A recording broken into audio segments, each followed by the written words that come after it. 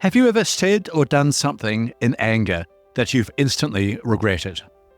Maybe you yelled at your partner, snapped at your kids, or even lashed out at a stranger, and later thought, why did I let myself lose control like that?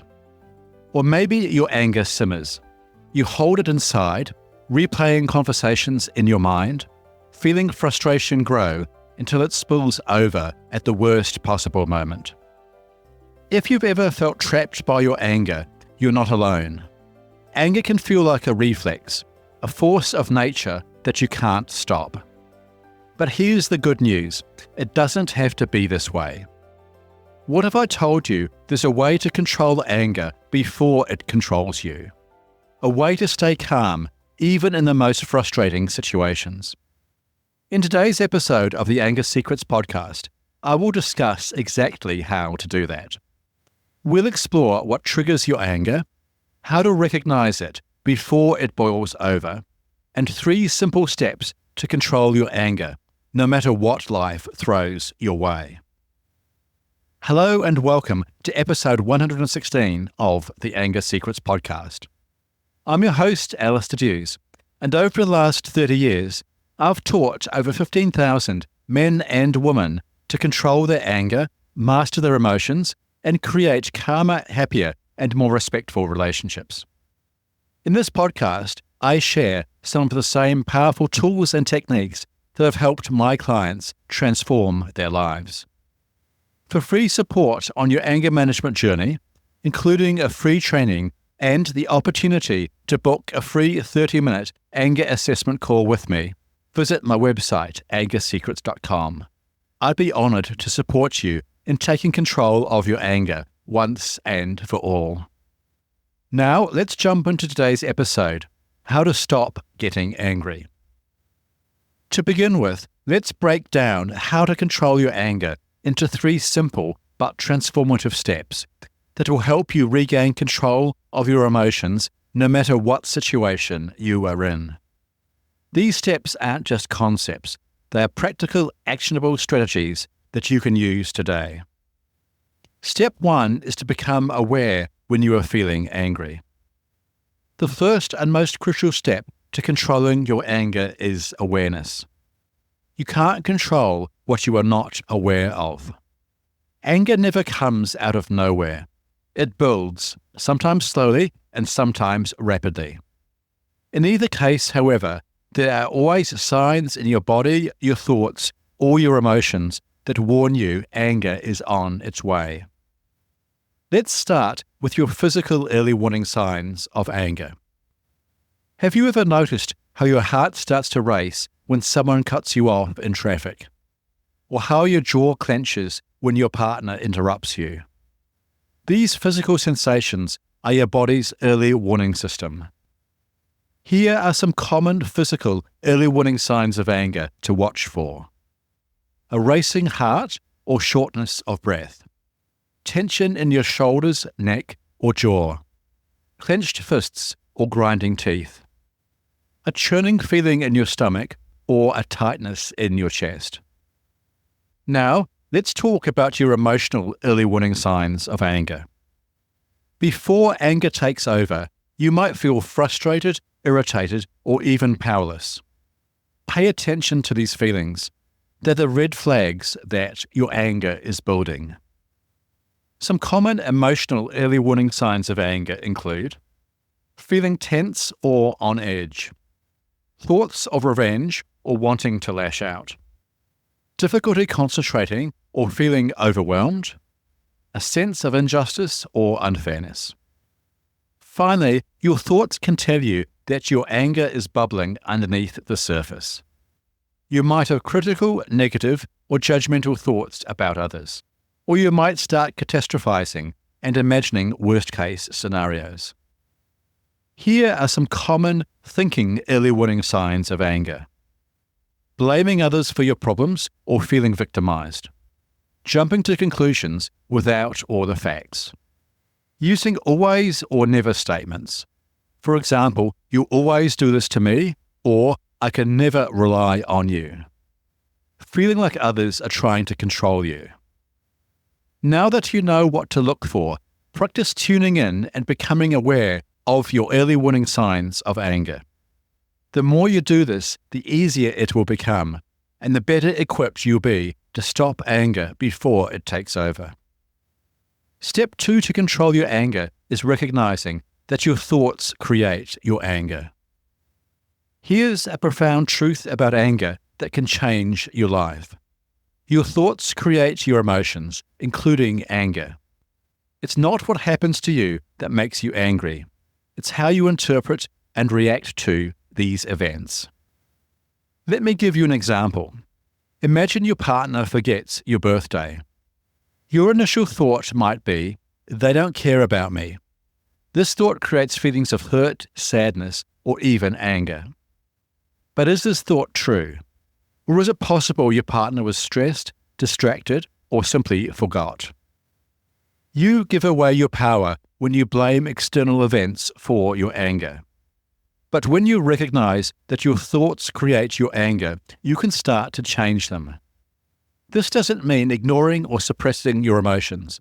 It means taking responsibility for them and choosing more helpful thoughts. Here are some simple questions to ask yourself when you notice your anger building. What am I thinking right now? Is this thought helping me or hurting me? Is there another way to view the situation? For example, in traffic, instead of thinking, "They cut me off because they're a terrible person," think, "Maybe they're in a hurry or didn't see me." Or at home, instead of thinking, "My partner doesn't care about me," think, "I need to talk to them about how I feel." Changing your thoughts isn't about letting others off the hook. It's about taking control of your emotions. When you change your perspective, you change your response. Step 3 to control your anger is to communicate calmly and respectfully. Once you've become aware of your anger and recognize that your thoughts drive it, the next step is to express your feelings calmly and respectfully. This is especially important in relationships, where miscommunication can turn small issues into big arguments. Here are some simple tips as to how to do this. Tip 1 is to pause before you speak. When you are angry, your first impulse might be to snap, shout, or say something hurtful. Just don't do this. Take a breath, count to 10, or step away for a moment. Pausing before you say anything gives you the space to think before you act. Tip 2 is to use I statements. Instead of blaming the other person, focus on how you feel and what you need. For example, I statements focus the conversation on your feelings without putting the other person on the defensive. Instead of saying, "You never listen to me," say, "I feel unheard when I'm interrupted, and I'd like us to work on that." Or instead of saying, "You always forget our plans," say, "I feel frustrated when our plans are overlooked, and I'd appreciate more communication." Tip 3 is to stay focused on the issue at hand. When you are angry, it's easy to bring up past hurts and grievances. This only escalates the situation and makes it harder to find a resolution. Stick to the specific issue at hand and avoid bringing up unrelated issues. Tip 4 is to listen to understand, not to respond. Anger often clouds your ability to understand the other person. Practice active listening by giving them your full attention, asking clarifying questions, and acknowledging their perspective. Avoid the temptation to interrupt or defend yourself. Tip 5 is to take a time out if needed. If a conversation becomes too heated, it's okay to take a break and revisit the discussion when you're both calmed down. This can prevent you saying hurtful things in the heat of the moment and allows for more productive conversations. Communicating calmly and respectfully allows you to express your feelings without anger escalating into full-blown arguments. Remember, healthy communication is key to managing your anger effectively. To help understand how these concepts apply in practice, let's consider an example. Imagine your partner leaves their dirty dishes in the sink again, even though you've asked them not to. You feel your anger rising. Your fists clench, your chest tightens, and you think, they never respect me. Here's how to apply the 3 steps discussed in this podcast episode. Step 1 is to become aware of your anger. Notice your physical early warning signs of anger, your emotions, and your thoughts. Acknowledge that you're feeling angry and pause before reacting. Step 2 is to recognize your thoughts. Challenge the idea in your head that your partner is deliberately disrespecting you. Maybe they forgot or were busy. Step 3 is to communicate calmly. Instead of shouting or yelling, say, I feel frustrated when dishes are left in the sink because it makes me feel like my efforts aren't valued. Can we agree to clean up after meals? By following these 3 steps, you've turned a potential blow-up into a productive conversation and strengthened your relationship in the process. Okay, thank you for tuning in to today's episode, How to Stop Getting Angry. If you found this episode helpful, please follow this podcast and head over to your favorite podcast app and leave a quick rating and review. This helps other people struggling with anger to find and benefit from this show. Remember too, for free support on your anger management journey, including a free training and the opportunity to book a free 30-minute anger assessment call with me, visit my website, angersecrets.com.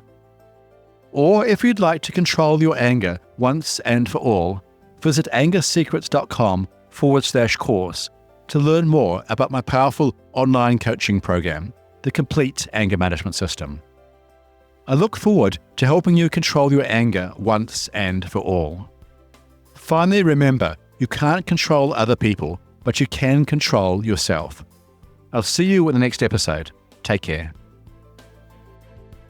The Anger Secrets podcast is for general informational purposes only, and does not constitute the practice of counseling, psychotherapy, or any other professional health service.